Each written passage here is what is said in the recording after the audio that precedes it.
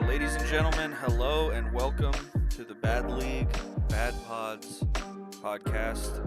I'm Zac. I'm here with Ben, and we got a Bristol race to talk about and NASCAR at Martinsville. Good, nice little short track episode here. So, Ben, how you doing this morning? I guess it's afternoon for you. Yeah, I'm just barely afternoon. You were close. I'm good, man. It was a little bit of a long night last night, but we've recovered and gotten the workday started. So yeah, it's all going well so far. But obviously last night was a little bit of an adventure for some, and um, we had a pretty good race though. I think, given take away some of the incidents here and there, I think I'd say it was pretty good. Yeah, it was a lot better than I expected, I will say. Just because of how kind of like Martinsville and Phoenix went. I was expecting a lot of eye pacing, but we actually had some pretty good long runs, and I personally had some good battles. But I guess we can go ahead and talk about our races. I actually want to hear about yours first. I don't really feel like I raced around you a whole lot at all last night. Yeah, I didn't see you much at all. Yeah. 12th place finish, disappointing, but I feel like I had a lot more speed than that. I definitely felt like I showed it early. Early on, I managed to get myself up like in the top five and kind of hang out up there. I took some tires, I think, before everybody else did. I forgot what lap it was, somewhere around like 30 or 40 or Mm. so. But I took some tires because I said, you know what, we got four sets and we seem to be getting these quick runs where a lot of people are going to be staying out. So if I could just get a little bit of an advantage, I think that might help me. And it did. I got back to the pack and was able to kind of cut my way through. I really found like a good line that helped save my tires.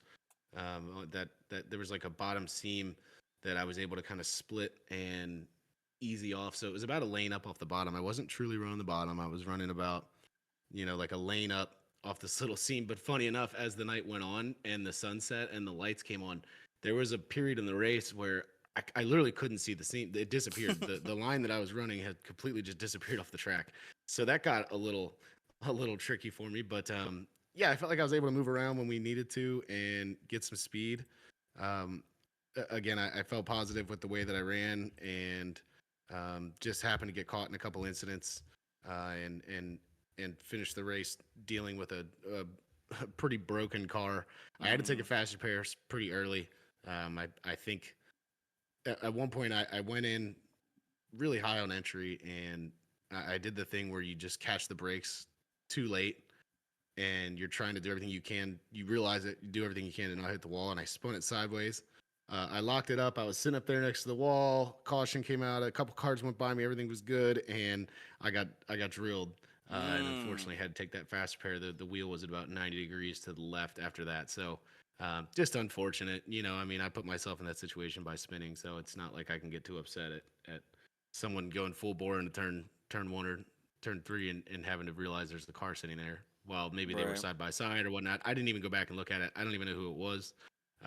But obviously, this is one of the harder tracks to catch things like that quickly, Yeah. get on the brakes, and get out of the way. So, for me to expect everybody to completely avoid me is a little absurd. So, yeah, just unfortunate that happened. I used the fast pair early, still ran a decent race, and then later on in the race had two incidents that kind of gave me some damage. The last one, leading to the end of the finish or to the end of the race, I had so much damage, dude, that I couldn't get. I had like 9.5 minutes of optional with like 10 laps to go, and Dang. I didn't even take it because I was like, I'm just gonna stay on the lead lap Yeah. and just get whatever track position I can. And dude, the last green white checker, I'm sitting there coming through like on the last lap. Dude, I looked like I think I said over the mic, but like I was like Larson at the Roval, dude. I was bouncing off the wall just to get the thing to turn.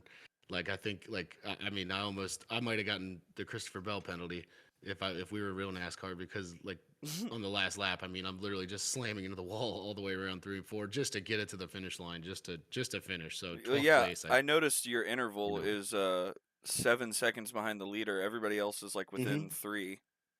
I'm Yeah, like, that was because the and it was a car green wouldn't white turn. checkered. Yeah, Yeah, car wouldn't turn. So so I was doing everything I could to get that thing around. I literally almost like lost the lap on a green white checker. I yeah. was bouncing off of everything. So whatever. I started 11th. I had a shitty qualifying. I spun on lap 2 when I had a time coming where I would have been. Well, I think I would have qualified really really well. Would have been my best performance, but I looped it in 4, trying to just be too aggressive. So you know, just a long night, rough finish. But hey, I think I said it last week that that in the first half of the season I had a drop week to play with, and Yeah. unfortunately I had to use it. But what about you? You third place. Like I said, I didn't see you all night, so I don't know how your race went. But it looks like Well, it wound up pretty good. You made $10 last night. I did. Yeah, Aaron. I think. Well, I thought he was jokingly saying it before the race started, but he's like, if anybody gets a 0x tonight, I'll Venmo him $10. And within 5 minutes after the race, I get a Venmo notification from Aaron, $10, and Jack got it as well. We were the only ones with 0x.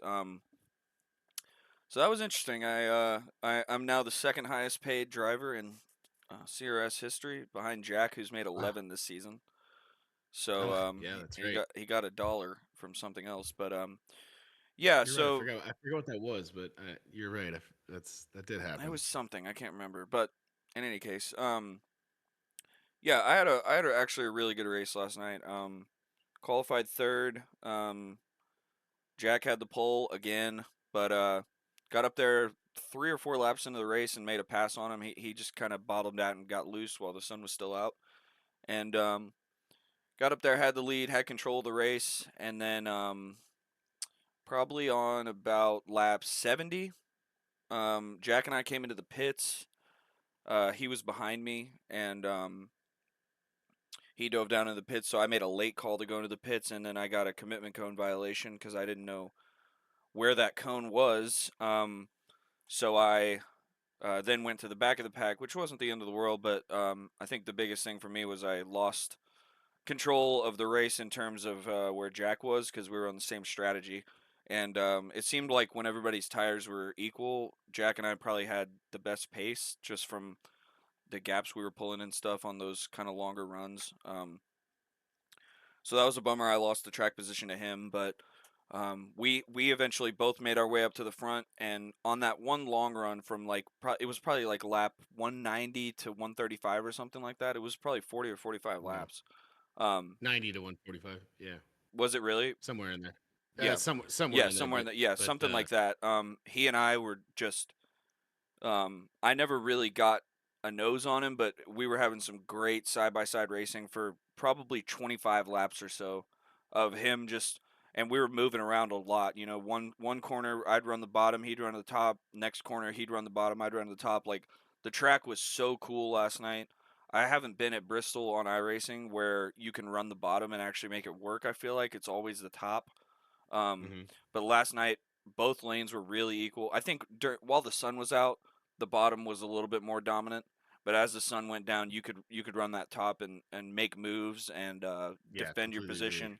Um, so the track was really cool. I'm actually like I'm sad we don't go back there for a while because and I on this podcast last week I was like, yeah, you know, I don't really like Bristol. I'm not very good at it, but that was like I'm with you. I had a ton of fun just making laps on that track last night. So I don't know, maybe next season it could be a longer race or something cuz I had so much fun, but um yeah, in any Yeah, case, after that long run, I came into pit because I was like, dude, we just did 35 laps on the tires, like I'm obviously going to pit. Also, Jack stayed out. And it's really hard in that position if you're the leader because whatever you do, probably everybody else is going to do the opposite. And so hmm he stays out. Everybody else comes down pit road except for Zach Roten, which we'll talk about him in our race breakdown. But um, those two stayed out, maybe one more guy. And everybody else had tires. So it was really me and Brandon Now, Combs. was that the caution where you got the speeding or you crossed the box or something like that? N- the, I think I'm realizing right now that was the only time I saw you during the race was when we yeah, both took EOL penalties. that's right. That was lap 70. That was that first pit stop. Um, Yeah, so because that was I was ahead of Jack at that point, and it's kind of maybe a blessing in disguise that I did give up the lead because then I would have been in this position at the end where I had to make the call. Um, yeah.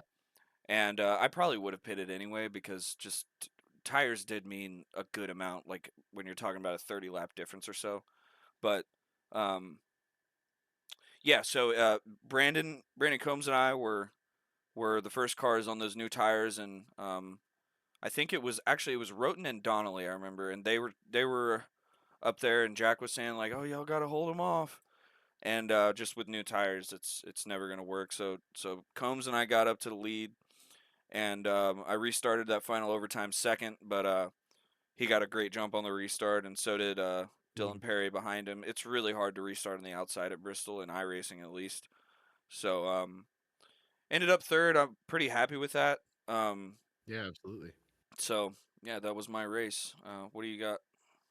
Yeah, I think like like to go back to what you said, we'll kind of dive into the race breakdown here before we kind of just get into like the individual top fives. But like I think it was really fun the racing that we had when we did have those green flag runs. I think we went into it kind of expecting a little less than what actually happened. I think early on we saw like our first run was like 20 laps or something like that, just straight Hmm. up and like you had said, it was so fun to be side by side with someone, top lane, bottom lane, coming off, you're meeting in the middle on the Yeah, straightaway, drag racing to the next corner, and then doing that same thing.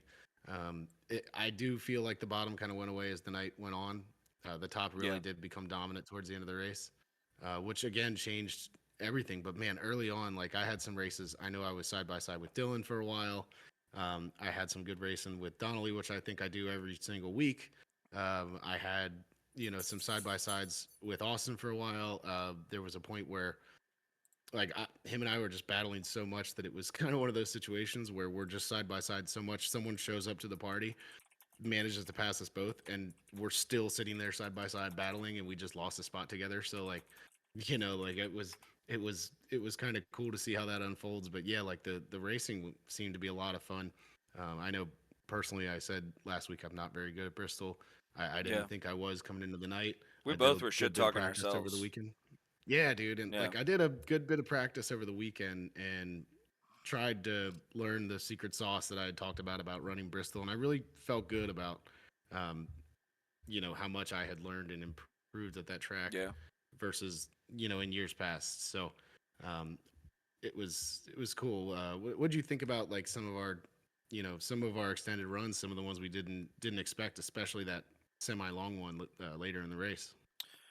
it was a lot of fun. I do want to talk about what I thought about them, but I think we actually have race control on the line. Maybe he can give some insight Do we? on what he thought about the race and kind of some of those long runs. If you want to, Yeah, let's get race control in here and see yeah. what he has to say about things. Race control, Aaron, you're on the show. How we doing, my man? Pretty good. Can you guys hear me? I'm remote today again. That's okay. It's all good. We can hear you loud and Five clear. by How you five. feeling this morning? Things are going good. This season's been great so far. Jack is insane. Yeah, yeah.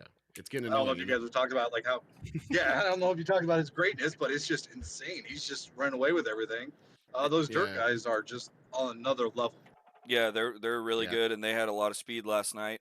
They Um, sure did, man. Perry and Combs flew by me at one point on the outside, like I was I mean I was being a little gentle in the car, and they were not, and they just absolutely just flew by me. yeah, Yeah, It- it's great to watch when I can see them, but yeah, I mean, what I do watch is the wrecking and everything, and yeah. that's always fun. It's short track racing. That's all you ever see. yeah. Well, what'd Well, you think of this? Compared to some of the, did you feel like this was a little better? A little, obviously we had some late race stuff where people are fighting for positions late in the race, but like as a whole, we were just kind of As discussing a that it was a lot better than we thought. Yeah, as a whole, like especially going back to like the early seasons, short track racing's come a long way with this league. Back when it was just us 12 or us 15 people, even that small of a field, we would have cautions galore. Yeah. But now it's good racing. You actually have competitive battles at short tracks, and you got to figure out how to save tires. And there's more than just strategy of like there's more strategies than just I'm gonna wait till the next caution. Yeah, and with with the exception of a Martinsville, I think this is a much different track where we're not just flooring it to a breaking point and then flooring it to a breaking point. This is a little more flow to this track compared to other short tracks for sure. Yeah, it's not the last of the late breakers. It's not the Daniel Ricciardo type moves. Exactly, and yeah, and that I think that leads to a lot of incidents that we've had in our past here. But you know, um, that's a good thing to hear from race control's point of view. We're gonna hopefully keep that up and do nothing but improve it. Aaron, a little later in this segment, we're gonna highlight our favorite throwback schemes. But I just want to know from your point of view, which one was your favorite? Who was your favorite? So I like crazy and like different. I like different. So honestly, Fuller's. I mean that brown. It was ugly. It was Hell different. I yeah. liked it. Yeah, Like it the was. color scheme Your is car was hideous. I loved it. well, in the video I made, one of the commercials is like they're looking for the bird, and he's like, look for a large wingspan and an unmistakable color scheme. Like, it is unmistakable. It's maybe not the best brown, Absolutely. but yeah, yeah. I Travis mean, did a good job with it's that. it fit the retro feel because back then it was ugly. You had the ugly brown or you had the beige. It was just Yeah, weird, but I liked it. That was my favorites. All right, there's one vote for Fuller's throwback there. That's good. That's yeah, good. love it. Is there anything else you wanna throw in here, Aaron? Anything on your mind that race control needs to get off their mind? I do want to give a shout out to Jack and Fuller. I did make a small little bet. Like anybody ends this race with a 0x, I'll Venmo them $10. Not thinking anybody would do it. Well, I end up spending $20. So Yeah, it cost you $20 that's for last those night. two. Yeah, I know. I mean, I'm happy with it as race control. Like that's good racing and everything. So it was good, and I'm happy for it. Like I was not upset at that I lost that bet. Yeah, Aaron, I don't know how much of our race you watched, but we had a good amount of the race where we were side by side and really battling really close. So it's kind of shocking and speaks to like the respect level between us two at least, that we're able to race that close at Bristol and not bang off each other too much. I don't even think we touched at all. Yeah, and what really like sucked was that first start where Donnelly, where there Yeah, was that a was weird weird. where it started way too early, and half the field got a 1x from that or a 4x or whatever. But I mean, other than that, it was pretty good racing. I It do was got to weird. I'm get glad going, you. but I do. Okay, Yeah, go ahead. No, you're good. I'll say I do got to get going, but I do want to make a prediction for this week's F1 race quick. Oh yes. Liam Lawson Ooh. going to suck in the V carb. He's just not that good. The best part about V carb was Yuki. Yuki's not going to do that good. Maybe he'll get 1 or 2 points. That's my kind of bold prediction. That car is going to be undrivable. Max Verstappen's not good. And I'm going to put out there Lewis Hamilton getting his first win in a Ferrari. Oh, Wow. that's actually a Damn. super hot take because I think Japan probably more suits the McLaren, but I we'll love it. see. I mean, I love that. Yeah, let's go. I'm here for it. It's all going to be about qualifying, All right? right. So Yeah, I know, and it's. The Ferrari I can think put a lap Ferrari together good. for sure. Yeah, So and just like how Yeah, Max is out driving the Red Bull, I think Lewis is out driving that Ferrari. So. well, and we saw that we saw with that sprint race in China that if they can get good qualifying and get that Yeah. position, I mean Lewis wasn't even challenged at all during that sprint race, so Yeah. that could be something to keep an eye on. and Japan is even more affected by dirty air than China. So And it's tough to pass there too. yeah, definitely. And if they say it's dry, that's a big thing too. Yeah, good point. Well, Aaron, thanks for Absolutely. All right. coming on here, and I know you got to get going, so we'll keep it rolling here. We got a few more things to talk about here in CRS. So yeah, appreciate your time. No problems. You guys have a good one. See you in All Star. All right. Will Thanks, do. brother. Yeah, that's right. He's gonna be racing on the All Star. That's great. Yeah, making a return to the track. I love it. Yeah, big fan of the Red Bull 3 car. You want to do this top 5 breakdown here? Let's dive into the top five of the of last night. It was a uh, pretty telling top five as far as some of the guys who performed really well this season. So we'll dive into that and kind of highlight some of the drives by the folks who did so. So obviously Brandon Combs, our winner. Yeah, Um, this is his. I want to say this is his 4th career win. I'm just double uh, checking that right now, but there's a lot of names on this stat yep, list, huh? yeah, fourth career win for Brandon Combs. That puts him like tied for uh, 6th or I know 7th he's all one. time. I know he's No, one maybe not behind 6th or me. I know 7th. that. Yeah, he's probably tied for 7th or 8th all time wins. So yeah, Brandon Combs, he had a great season last season.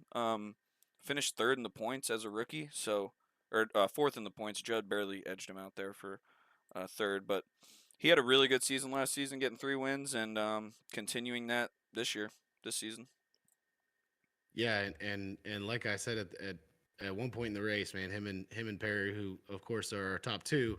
I mean, they flew by me like I was like just I wasn't even racing, and I tried to kind of I didn't want to like learn too much from them because I thought they were being really hard on their cars, but Yeah.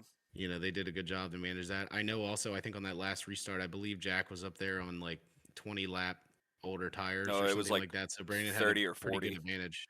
Yeah. Yeah, Brandon had a pretty good advantage heading into that, and like you could see how that kind of was affected because in those last couple of restarts, I mean, Jack got all the way down to ninth, so clearly he was just kind of behind the gun of strategy there, Yeah. and unfortunately missed out on a good finish there. But after Combs comes Dylan Perry, who also, like we talk about our dirt guys, that they're both, they both like to wheel it, and they both did a hell of a job wheeling it last night. Perry just keeping a really consistent season going with that second place finish. Yeah, I think Dylan Perry's win is right around the corner.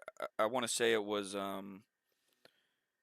Atlanta. No, that was Brandon Benner. But he had another race where he was up there and maybe gonna steal a win. But I think Yeah, his win is definitely just around the corner. One more thing I do want to say and gloat a little bit on Brandon Combs. He was my prediction to win, so I know that's wheel. right. You did Um, call that out, didn't you? I did. I just because I- Bristol, I wouldn't really put in as like a dirt guy track, but we had our two of our 3 like the chip bangers guys up there, and they had a ton of speed. So I think it just rewards like aggression and really driving the piss out of it, um, Yeah, and absolutely. those guys had a great race. Uh, yeah, and then I came 3rd. I think I definitely had the speed to win. I may have choked it away there on that restart, but it's just so hard to restart in second. I think if I were restarting second there, I would have had a better shot to win.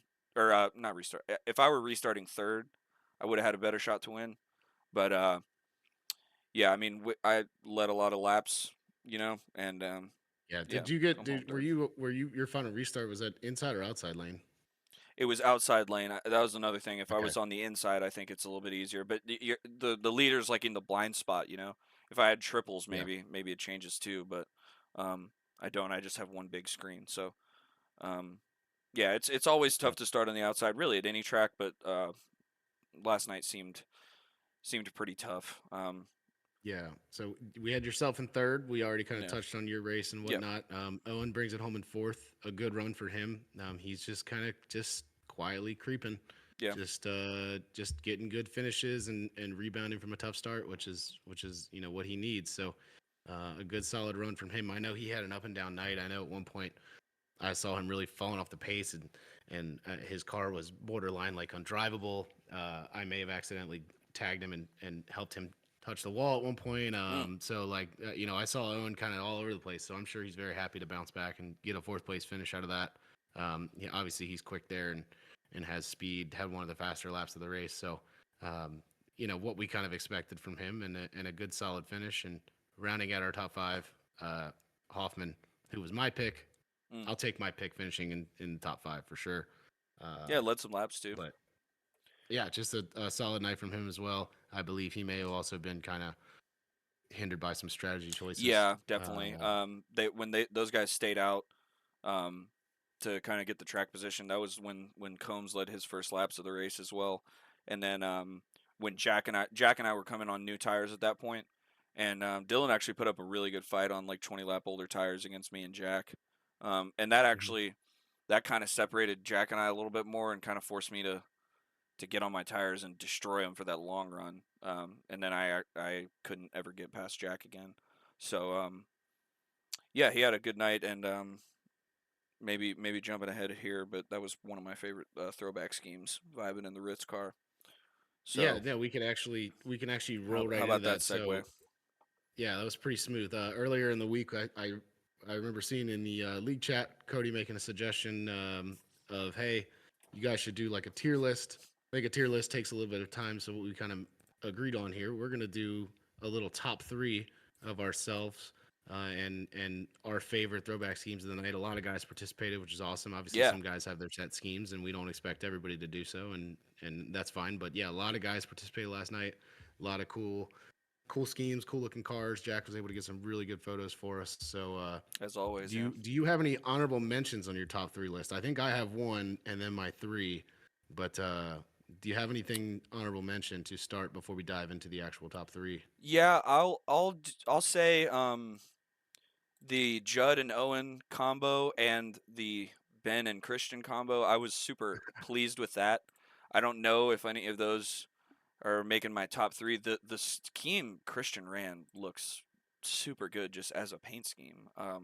Yeah. So And funny story those about are really that, like good. funny story about that, real quick, is that I was just kind of joking in league chat when I had said that. I didn't expect anyone to actually want to do that, to steal their idea and also run, kind of an iconic Bristol moment.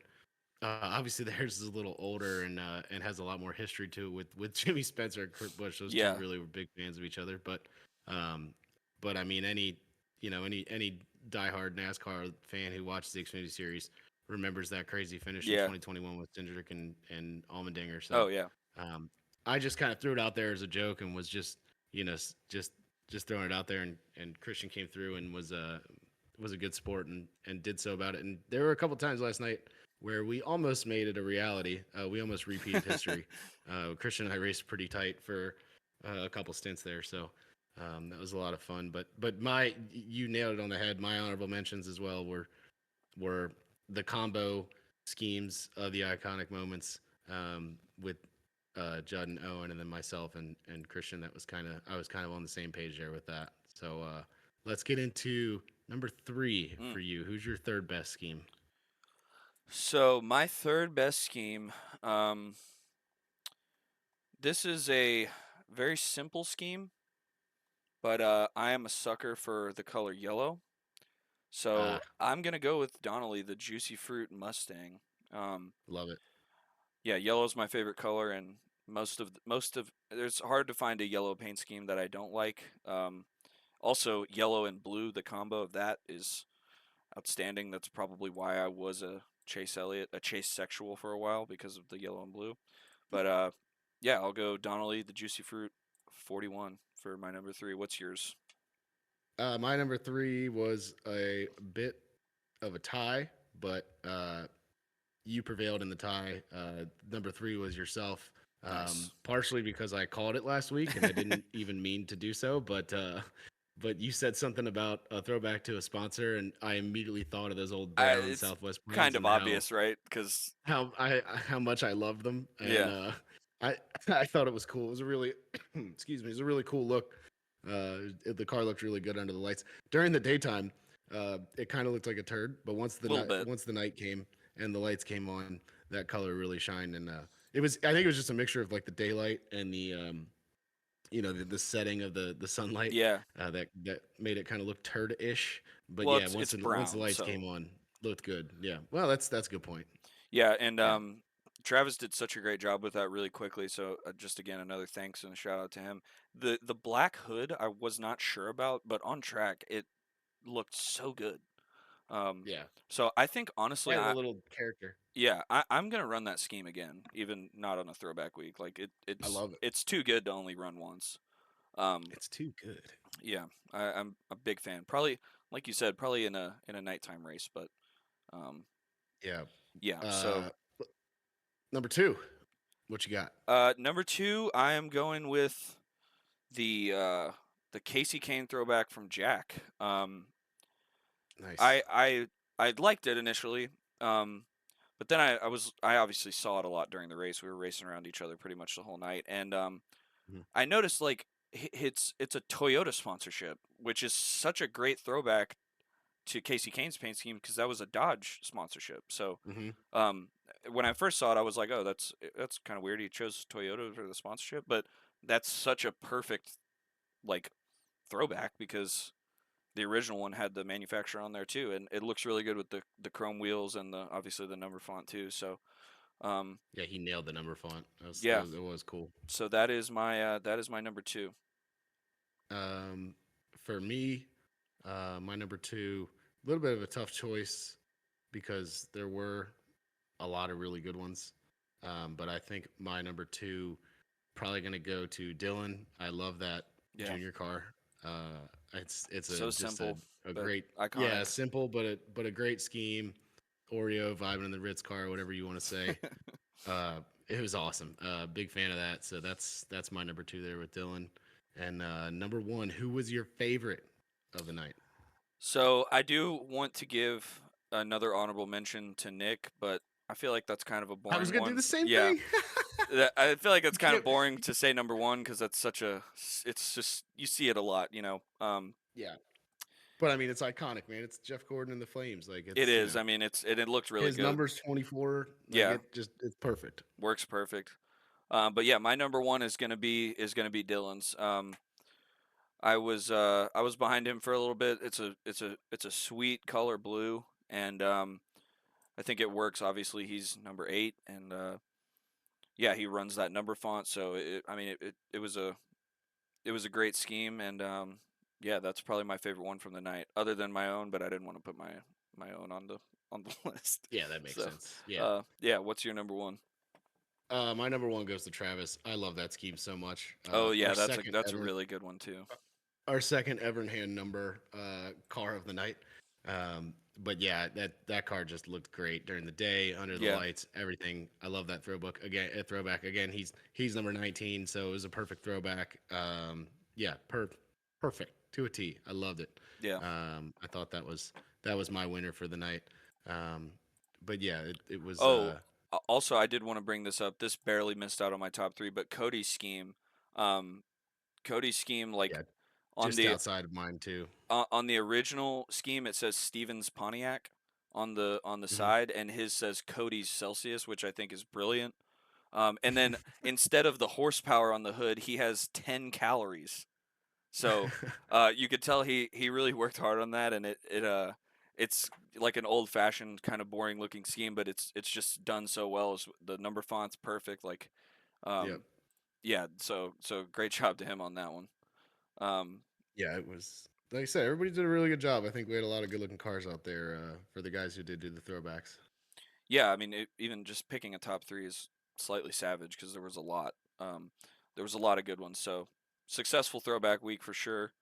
Um, let's see. You want to kind of look back on this first half of the season? Yeah, exactly. Look at the points a little bit.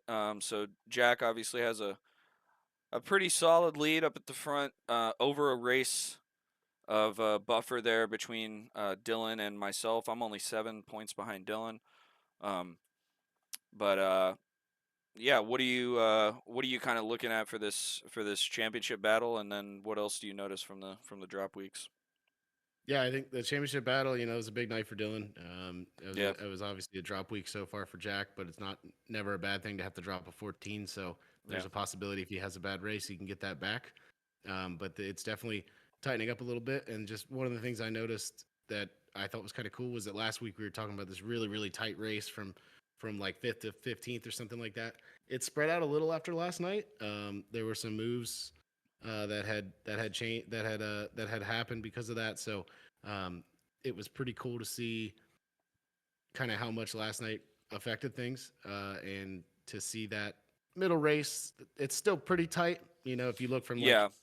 eighth down to 15th, it's still pretty tight. Super tight. It's loosened up a little there from fifth to eighth, so those guys are kind of um, you know spreading themselves out and creating a little distance there. But just it's still really tight all throughout the field. I love that. I can't wait to see what Dylan has in store for the rest of the season as well as yourself. You got Owen right there, and Brandon even hanging out with the points. So like all you guys can start to try and take the second half to gain some ground on Jack, which I think is going to be really cool. Yeah. And I look forward to seeing, you know, if Jack can keep this going, if Dylan can rattle off a couple wins, or if yourself you can rattle off a couple wins, you guys can close that gap up. You know, obviously we talked about Owen already, but he's starting to kind of make a nice little charge back from a slow start to the season. So he's always in the mix, obviously, as our multiple time champion. Yeah. So yeah, it's going to be interesting to watch that top five. I think just about everyone in the top five is still in this thing. I would think so and too. even Christian in sixth place isn't crazy far out. So yeah, a lot to keep an eye on going forward with some great tracks coming out of the All-Star week. Yeah, I think you hit the nail on the head. I think that top five probably is still in it. Obviously, Combs is going to need probably like 3 or 4 wins to get back up there, but it's definitely not out of the question. And obviously, with the speed he's had, like he has the speed to win. And then yeah, you just talk about Dylan. I look at the next 4 tracks we have: Dover, Darlington, Iowa, and Homestead. Like those are maybe 4 of the best tracks I have for Dylan. So Yeah.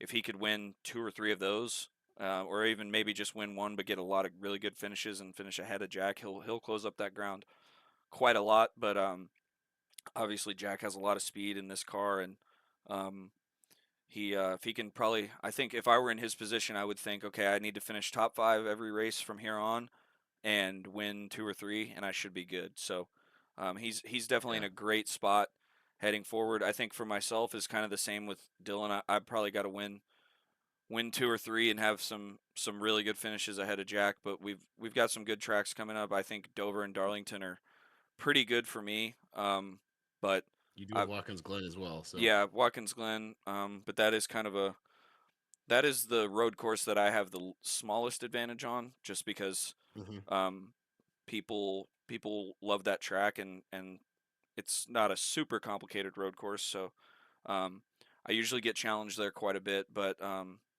I think I've won the last 3 at Watkins Glen, so uh, that is good. But then like Dover, I think is one of my best ovals. Darlington, if I can keep the tires on it, I'm pretty good. But last season, I won that race pretty much because of dirty air, and I just had the track position. And then I think I actually battled with Brandon at the end of that one. That was a really good battle. But um, Iowa, I think I'm solid at, and Homestead, I'm lost. So um, yeah, there's some good tracks coming for me. And then obviously Owen is good at pretty much any oval. He hasn't really shown it this yes, season, so it's going to be interesting yep, in this second half to see how long does this win streak or winless streak last for him. I know he's definitely very, very eager to get back in victory lane. So if he can, if he can just get up there for one of these late restarts, I think he'll probably turn the aggression up and um, try to get his way to the front. And then that kind of midfield battle, I was looking at it last night. If you just look from 6th to 12th, that's 28 points, and it's most of those guys are separated by single digits. The biggest gap is from Dylan Perry to you, which, by the way, your season this season is going really well compared to last season. Like you're up in 8th, yeah, you're right yeah, outside that kind of front group, and I think you've definitely had some more speed this season than last season. So I would say like you're only to do some quick math. You're only 24 points outside the top 5. So yeah. if you can even get a win or two, maybe some top 3s and top 5s, I think you're looking at a pretty good points finish, which I think was kind of the goal for you coming into this season. Exactly. I think I'd say right now where I sit, top five in points would be a huge win for me. Yeah, I feel like we come out of the All Star break right to 2 of my best tracks. yeah, One of them that agreed. I have won at in the league previously, and another one I always run well and just have had some bad luck fall my way and have not been able to get a win. So like I know that 1 or 2 times at Dover in some different cars, I've been in position to Last have a good season, chance at winning, to run a really good race and Just like I said, had strategy not go my way. So I feel good coming out of All Star Weekend at Dover. I feel really good going into Darlington because I have a win there previously. Iowa's always been a favorite of mine, and Homestead, anywhere that I can move around and go find speed and get up next to the wall, I'm pretty comfortable. So I look forward to all that. And the Glen is obviously one of the more comfortable road courses for me, being that we've done it so much and that I've just done it so much throughout my lifetime. So, hope for a good run and a good finish there, and to be able to kind of start to climb back up these points here and get myself, you know, up near that top five. That's the goal. So we'll see what happens there. One last thing I want to touch on before we move on. Also, we talked about Combs, and I just talked about Dover. He is going to come out of the All Star break off of the win at Bristol, straight into a track where he won last year. So he came into Dover last season, not even owning the track, never running a lap there, and he went on to win the race. So definitely something to keep an eye on there with that. Our defending winner coming out of a win, can he keep that momentum going? Can he bounce right back and go straight into another Dover win, or a Dover win that would be a second win in a row? That'll be fun to keep an eye on and see if he's able to do so. Yeah, and to your point on that, Darlington, he finished second last season and definitely Yep. had the speed to win. It was just all about track position with how that truck is. So I was able to just kind of we had a lot of quick cautions on that race as well. So that kind of helped me out. I think he was on newer tires, but it's just once you get behind somebody at that track in the truck, it's super hard to pass. So if we're in the same Yeah. position or a similar position with this car, it's a little bit easier to drive behind people and stuff. So Mhm. yeah, a couple of actually three really good tracks from him. He won Iowa last season. Oh, you're right. So yeah, it's and then Homestead, Could go on a little run. the dirt guys are good at Homestead. So yeah, That's true. that's a great Could go point. on quite a little run here. So yeah, just something to keep an eye on. But Big time. we obviously are heading out of we're coming out of Bristol, heading into a non-points paying week. Our perennial All Star week here. We are headed to New Atlanta, and I can bring up the format here, cap that here in just a second. Yeah, just shout out to SMI for getting that track repaved and set up for us. 2 weeks, pretty Yeah, impressive. great job there, Marcus Smith. Previous winners, while you're looking up the format, I'll just mention here quickly. We've done 4 races on the New Atlanta. Two of them were All Star races. So Judd and BC are two All Star winners there. I don't think you or I have ever won an All Star race, so that's Nope, interesting. nope. And then we had 2 points paying races there. Dylan won one of them and came second on the other one to Matt Donnelly, who beat him by 3/1000ths of a second in the season 8 race. Both of those points paying races were in the next gen. So um, yeah, those are your 4 winners there. What do you got It'd be for fun to this? see how that. Yeah, it should be fun to see how this car drives there. What the setup is. Yeah, I've heard someone say that in the most recent trip to New Atlanta in the Xfinity car, the setup was very tight. So that could be interesting to see how that races out there. But just a little recap on the formatting. yeah, So we are going to have an open race initially. So our open race is for all of our drivers who have not won either last season, previous All Star, or won so far in season 12. So what's going to happen? That's going to be just a 25 lap shootout. The open guys only. So the guys who are winners will sit back and enjoy the show. I know that Judd has a little special something planned for a cool little broadcast for the guys who are watching. nice. So that should be something cool to watch and to be able to go back and watch for someone like me who's going to be in the open race. But we are going to be going 25 laps, no tires, no pit stops, one singular fast repair. Everyone's going to make the main. So if you're racing in the open, don't think that you're not that you're going to get kicked out. Essentially, what the open race is going to do is going to set the outside row for the main event. So first place will start second on that outside row. Second will start fourth. Yada yada yada, all the way back. And then our guys who are locked in. Just a quick recap of that: Travis, Jack, Dylan, and yourself, Judd, Donnelly, Brandon, Owen, and Austin. And then our previous All Star winners, BC and Nick Sargent. I just realized I typed Ben Coyotes. I believe that was an Mm, autocorrect on my phone. I might have to fix that. mm, But previous All Star winners locked in as well. So anyone who is nice. not Okay. listed there will be competing in that open race. For the main race, Our guys who are locked in will be doing qualifying. That will set the inside row. So first, third, fifth, seventh, yada, yada, yada. From there, for our guys who are locked in, doing just single car qualifying as we normally do for that main race. It's 60 laps, 3 stages, 10 laps, 15 laps, 35. We're going to have 2 extra sets of tires, unlimited green, white checkers, full choose cones for Very excited everybody about that. for both sessions. Yep. So full on choose cones. Just got to go test and make sure that that's accessible or come up with an alternative if there's not a cone where I think there is. And then also the fuel tank size is going to be adjusted so that essentially if you were to pit at the end of stage 2, take a full tank of gas and that third stage of 35 laps stays completely green, you will have to pit. We will have to have a green flag pit stop, which could be interesting because those super speedway style pit stops are always fun, and also that new configuration has that entrance on the backstretch like in real life. So that could be interesting to see how how much that plays into it if we do manage to stay green in that last run. I think it could be pretty cool. Yeah, I will say I did a little bit of racing on the new Atlanta in this car for that other league I'm in, and it's really hard to push. So I think that plays into the fact of we could get a pretty long green flag run there because the racing is it's a little bit spread out. You can definitely make moves, but it's really hard to push. So I think that'll probably discourage people from making those big pushes and stuff. So yeah, I hope we get a long green flag run and get to see those pit stops there. Yeah, so it looks like it's going to be a good one here, and I think that's all I have as far as CRS related things. You got anything else to add from this week?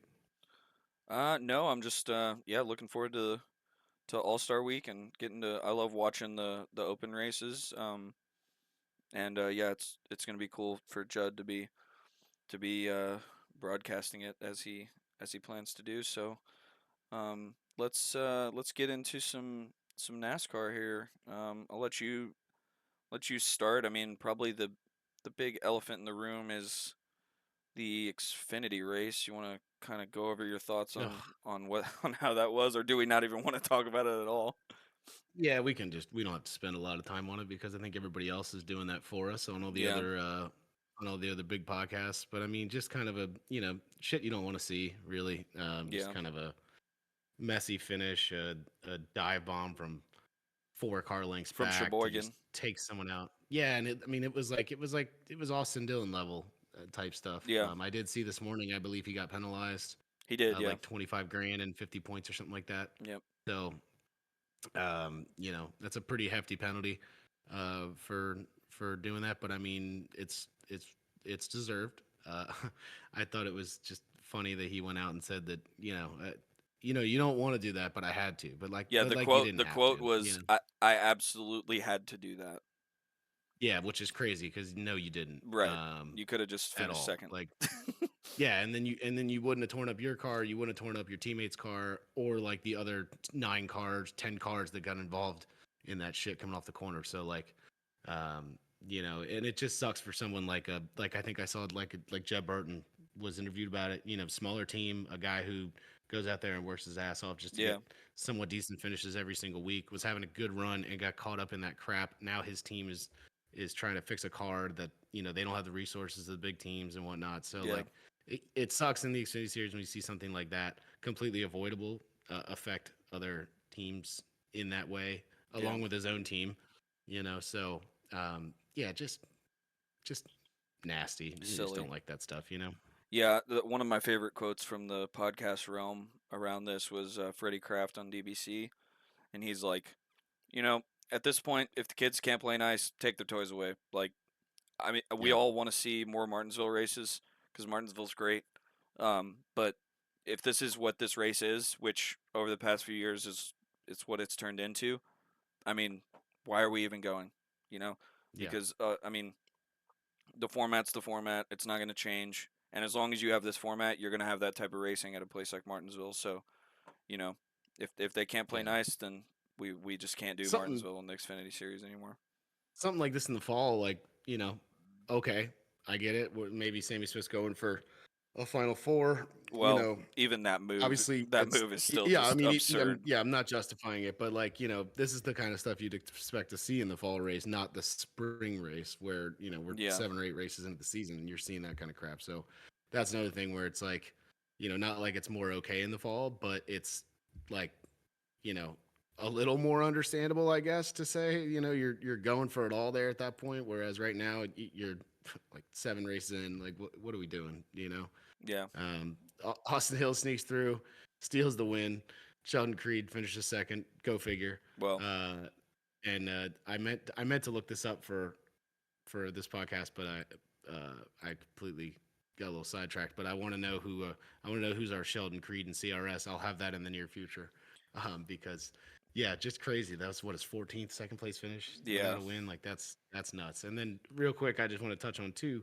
The truck race was a great race, good finish, clean finish. Daniel Hemrick did it as about as yeah, clean as could be, and showed the guys on Saturday, hey, this is how you do it. Like this is that was clean, a clean win, a clean finish, a good win for Hemrick, and yeah, that's about all. I don't have much else on the truck race. It was a good race. yeah. I like the truck race. I thought while I was watching it, because there was a few quick little cautions there, and I was like, man, this is getting out of hand.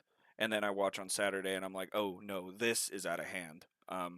Exactly. And the truck series has been really great recently. So shout out to them. And yeah, it was a solid race there. Bummer for Corey Heim again to lose out on a race he probably should have won, but Yeah. he's got a bright future ahead. I think we can all kind of see that at this point. Yeah, I think he'll be just fine. And then Yeah, that definitely. leads us right into Sunday, which I thought was pretty good, man. Yeah, I enjoyed it a lot. Obviously I'm a little bit biased being a Hamlin fan, but hmm um, it was I thought it was a good race. We had some tire wear, and it seemed like those guys when they reached like lap traffic didn't get hung up as much as they have in the past with this next gen car. hmm But yeah, I thought it was a good race. There was some strategy. I was so badly hoping it went green to the end with like 150 laps to go, because some guys were gonna split the stage in half, and then some guys were gonna do a two stop, which apparently I was listening. Larry Mack said that the two stop on paper is faster, but it doesn't really account for like lap traffic and stuff. So I was super excited to see that, but we obviously didn't get that. Yeah, we did have a pretty long run to the finish there, Yeah, which was pretty cool. The top 5, as it shakes out, was Hamlin, Bell, Wallace, Elliott, Larson. So, a lot of people were saying that the best car won the race. Personally, I think the best car finished in 4th place. I think Chase Elliott was a little better than Denny, yeah. especially late Just on could those never get runs. control of the Yeah, race. and like we saw it early on when we did have longer runs. Like Chase was easily the best car. Like Yeah, overall you can debate Denny, Chase. You can kind of flip a coin and say who had the best car really overall in the race. But later in those runs, man, Chase had a lot of speed, and late at the end there, he was able to get pretty close to Bubba.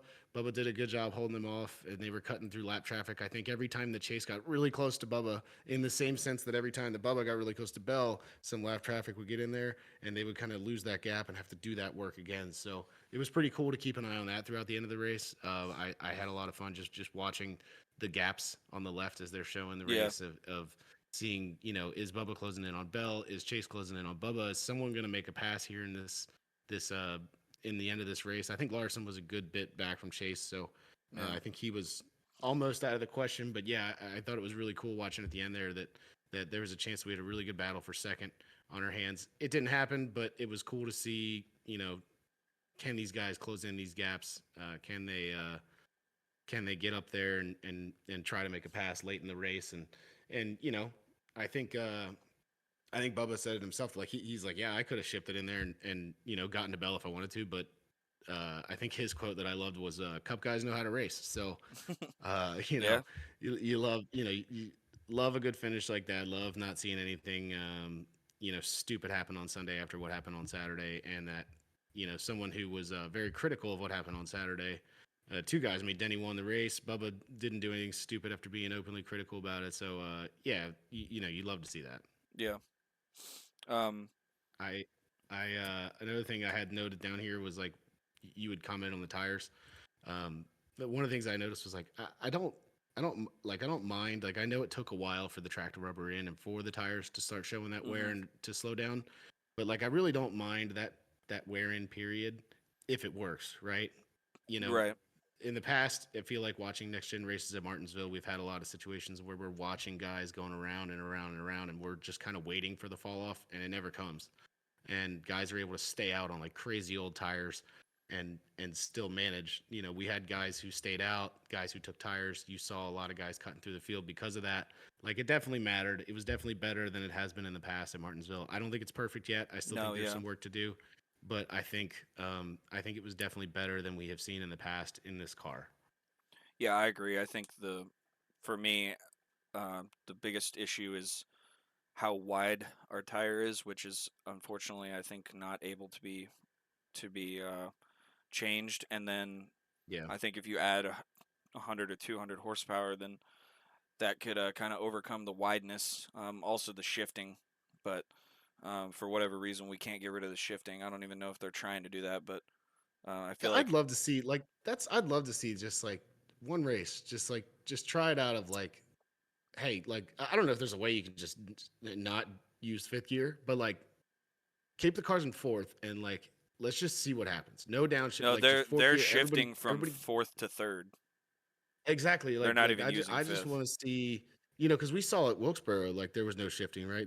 Yeah, it was a lot better. Guys were pinning fourth, and like yeah, it was cool. Like a lot of guys were racing pretty good. The racing was pretty entertaining. I would just love to see, like I think the tire, this and that, the car, the aero, whatever, like all that gets talked about. For me, I really think a big thing is the gearing. I'd love to see just what happens if we could get these cars locked into fourth gear, Yeah, revving out high right before they get to the straight, and not needing to downshift or having the ability to do so, or getting the gains from it, I guess, should I say, where yeah.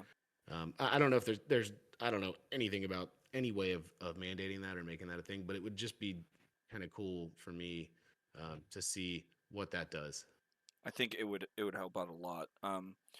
I do Yeah. want to give a shout out to after our long Fox rant last week. I was actually super pleased with the coverage this week. A lot less commercials this week, which I was kind of confused about because it was an FS1 race, and the Homestead race was FS1 too. And Crazy. I mean, I don't know why this race had less commercials than the other one. They did do a side by side under caution, which completely pisses me off. And the fucking first commercial on that side by side was a NASCAR commercial. But Yep. anyway, I know that's your favorite thing. yeah, just insane to me. But Yeah. I want to give them a shout out because that last run, I was obviously um, drinking some beers, Hmm. and so I had to piss at the beginning of that last run, and I was like, okay, well, I'm gonna wait for them to go to caution. There's 70 to go. They're gonna go at like, they're gonna have a commercial at like 50 or 40 to go or something like that. And we get to 50 or 40 to go, no commercial, and I'm like, okay, well, are they waiting for like 30 to go? That's kind of weird. That's right next to the finish. And they get to 30 and 25 laps to go, and no commercial. So they went that entire last green flag run without a commercial, which props to them. I Yeah. don't know what all goes into that, and I'm usually, again, not really one to complain about commercials. I understand you got to pay the bills. I don't like when they go to commercial with 10 to go or on the fifth lap of the race. But Yes. um, yeah, I thought overall, in general, the coverage was pretty good for Fox's standards. I am starting to notice kind of the conversation you talk about with the booth chemistry Yeah. is What I'm just going to touch on here in a second. it's kind of not there. But yeah, I'll let you go on Fox. It's weird, yeah. And so, like, first of all, I'll start with the positive. I'll give props as well because I think I noted down here when it happened, like they talked about this Toyota All Out thing that there were no full screen commercials, and they said they did that with 169 laps to go. So like, that's that's pretty cool. You know, I don't mind a side by side during green or commercials under caution. That's fine. I don't need to see Yeah, the stuff on track that happens during a caution. And if they can utilize that time, stick some commercials in there, that's fine. That's cool with it's me. great. So it definitely, I noticed the difference as well as far as that goes. But yeah, my weekly Fox rant is not too long. I think like you said, it was pretty good. I noticed in stage one, it felt like it was pretty good. Like, I Yeah. think early on, like Harvick did a really good job of explaining the process of the cars laying down the rubber before they start to fall off, what that takes, how long that might take, what all goes in that early stage of the race. Like I thought stage one early on, the guys did a really good job, and then that damn like booth chemistry just comes back, and it just got so awkward at certain points in the race, and like I noted, a moment here was like the most awkward slash funniest 2 minutes that I've heard in Fox history, where they're talking about something, and Clint is on the topic of something, and Mike Joy just like kind of butts in and just like explains tires to Clint Boyer, former Cup driver. Like he explains like Former a winner tire. at Martinsville. Yeah, like a guy who spent years in this thing. Like he just like he like mansplains like what a tire is and how it works, and like it just completely throws Clint off of what he was talking about. He just like pauses and like is like, yeah, like I fucking know how tires work. Like that's basically what I envisioned him saying under his breath. Right. And then like he tries to get back on the original topic of what he was talking about, and like go in a different direction from what was just said, and then like immediately they're like, oh, let's show this video about oh, I know what it was, when a tire came off. That's what it was. They were trying to like Clint was trying to just like talk about the clip, and someone had to realize that that thing was loose, and like how could they pull out without that Right. guy knowing that he didn't get that thing all the way on. And like then they just like that's when Mike butts in, and Clint's trying to like go back to like, yeah, like someone's got to kind of know that that happened. And then they immediately cut to like a video showing how the tire works and how the freaking the single lug works. And I'm just like, this is just so awkward. Like Harvick Just didn't say a word the entire discombobulated. time. He's probably just like handing his head in his hand, just like, what the hell. Yeah. And then it's it's funny. And then my only other complaint was, it's a little one, but with 120 laps to go, shortly after this awkward moment, I think it could be tied into the same 2 or 3 minutes. There was some caution. There was a caution. There were some pit stops, and we had pit stops in a race off pit road where they didn't show the race off pit road. They like cut to it after like 5 or 6 cars had already left pit road. They didn't have the standings up on the left of the actual race off pit road, who gained what, who came out where, and then they just cut to a commercial. So they were just like, oh, in the race off pit road, and they cut, and like we've already got like 6 cars headed out of the pits. Yeah. No leaderboard of who did what, and then just an awkward cut to a commercial, and then that was it. So It's just sloppy.